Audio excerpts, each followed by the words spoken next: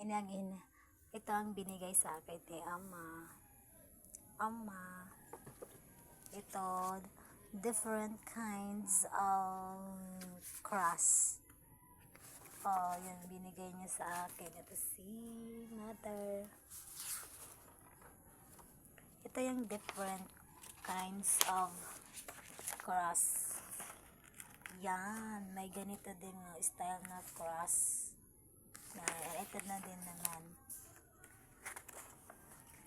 Ito din, cross na may forma din na paa. Hello. Ito na naman, Korean siya. Sino nakakaintindi nito? Oh.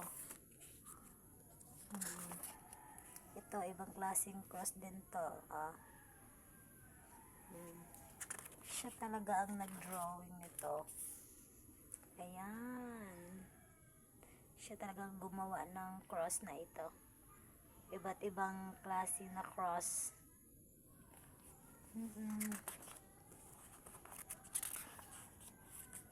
Ito din, ganito din cross. May ganito din. Ang daming klase, iba't ibang klase na cross.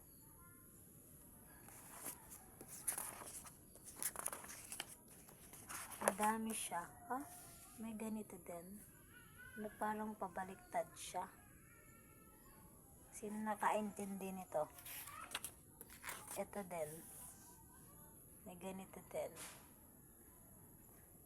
Cross na nakalagay sa kanan. Ganyan, ganyan. Kanan din.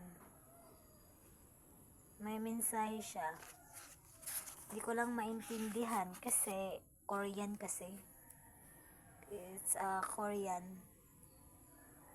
Yan. Ito din ibang klaseng cross na may may ibig sabihin ito. Yan.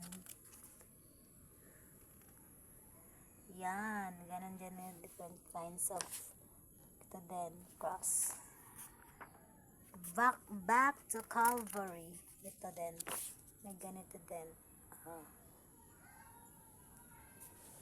Yan. Ito din. Grabe na. Ito pa. Iba din yung kanina.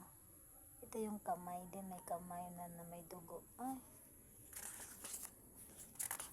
Dami siya. May kahoy din na forma na cross. Kahoy. Meron din ganito.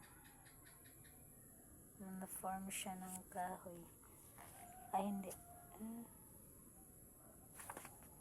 Yan. Iba din to. Madami pa. Madami talaga. Ito. Iba din. Pero may meaning siya, guys. Ito ang meaning.